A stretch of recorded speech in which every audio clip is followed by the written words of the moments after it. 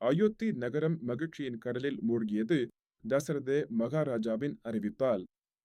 தன் முதல் மகன் ஸ்ரீராமருக்கு முடிசூட்டி அரச பதவியை வழங்குவதாக சபையில் பிரமாண்டமாக அறிவித்தார் மகாராஜா. மக்கள் கூட்டம் உருகி மகுடம் சூட்ட ராமரை கண்டு பாராட்டி வாழ்த்து சொன்னார்கள். வீதிகளில் பூமாலைகள், பாட்டு பாடல்கள், நடனங்கள், கொண்டாட்டங்கள் நடந்தன. முழு அயோத்தியும் ராமரின் முடிசூட்டு விழாவை எதிர்பார்த்து மகிழ்ந்தது. வானம் கூட சிரித்தது போல் தோன்றியது. கைகேயியின் விசுவாசமான துணைவி மந்தரை தன் கருத்தில் விஷம் தோற்றுவித்தாள். ராமருக்கு முடிசூட்டுவதாகவும் பரதருக்கு இழப்பு ஏற்படுவதாகவும் கைகேயியை தூண்டினாள். முன்னர் தசரதரிடம் கேட்டு பெற்ற 2 வரங்களை நினைவூட்டி அவளை சூழ்ச்சிக்கு தயார்படுத்தினாள். அரசியே, உங்கள் மகன் பரதருக்கு அரச பதவி கிடைக்க வேண்டும், ராமரை விலக்க வேண்டும் என்று மந்தரை வார்த்தைகளால் கண்மூடி செய்தாள்.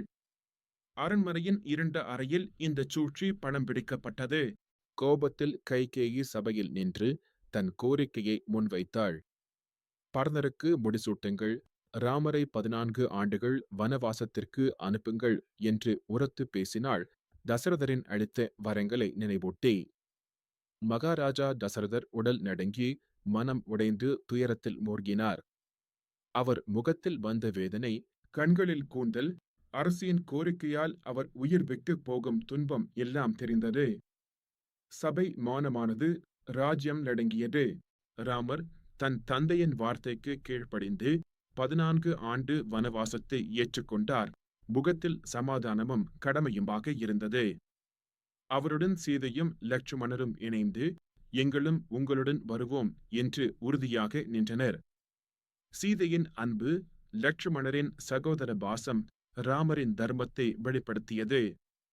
அரண்மனை முற்றத்தில் நின்ற இவர்கள் விடுதலைக்காக தயாரானார்கள். மனைவியும் சகோதரனும் ராமருக்கு உறுதுணையாக இருந்தனர். ராமர், சீதை, லட்சுமணர் மூவரும் அயோத்தியை விட்டு புறப்படலாம். மக்கள் கூட்டம் துக்கத்தில் நின்று கண்ணீர் விட்டு அழுதனர்.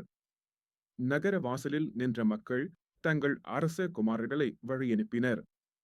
வானம் வேகமூட்டமாக மக்கள் முகங்கள் துக்கத்தில் கலங்கியது.